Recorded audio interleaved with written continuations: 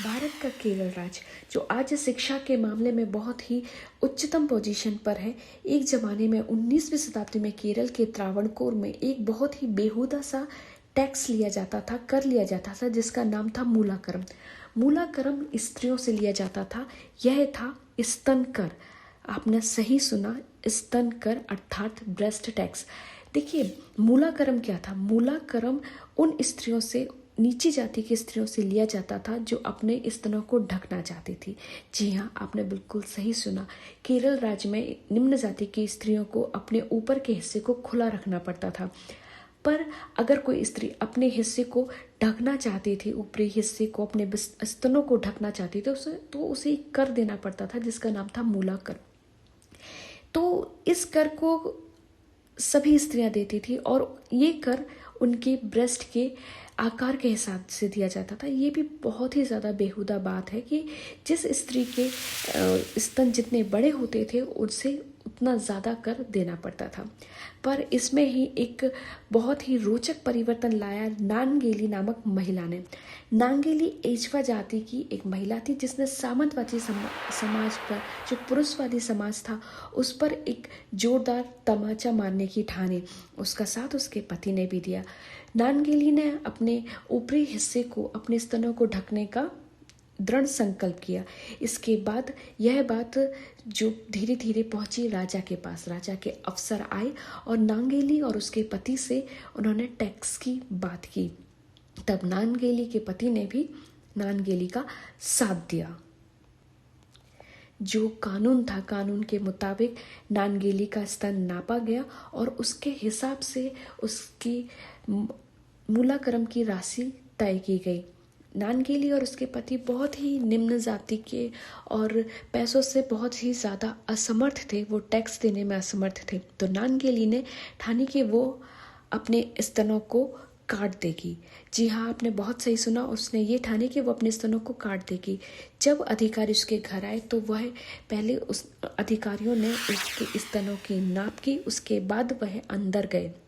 नांगेली जब बाहर निकली तो एक केले के पत्ते पर अपने दोनों स्तनों को रखकर अधिकारियों के सामने सौंप दिया। तब अधिकारी ये देखकर डरकर भाग गए।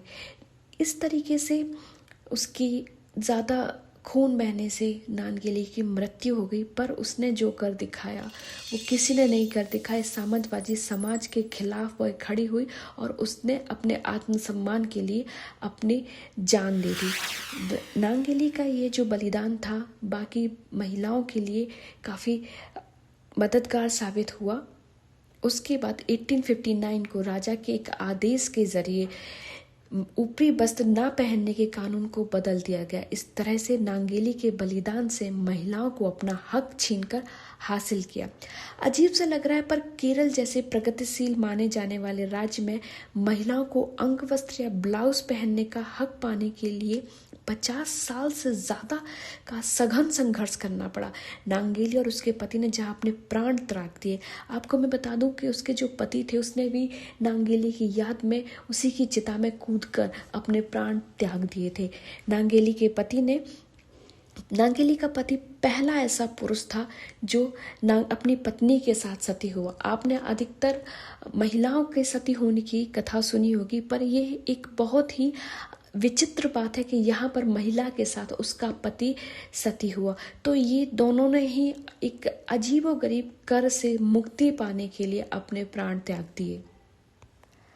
आज भी आज़ादी के 7वें दशक में पहुंचने के बावजूद स्थितियां बहुत नहीं बदली हैं। सुबह घर से कार्यस्थल तक हमारा सामना ऐसे पुरुषों से होता है जिनके मन में स्त्रियों के प्रति सम्मान नहीं होता है। मेट्रो से लेकर बसों में रोज कई पुरुष महिला को घूरते हुए दिख जाते हैं। इतना महिला दिवस पर महिलाओं को सम्मान देते हैं, बस सिर्फ दिखावे के लिए सेल्फी खींच के फेसबुक, व्हाट्सएप, इंस्टाग्राम में ही दिखता है। पर जब हम रियल लाइफ में जाते हैं तो कहीं ना कहीं इन आधारभूत आचार संहिता की यहाँ पर कमी है।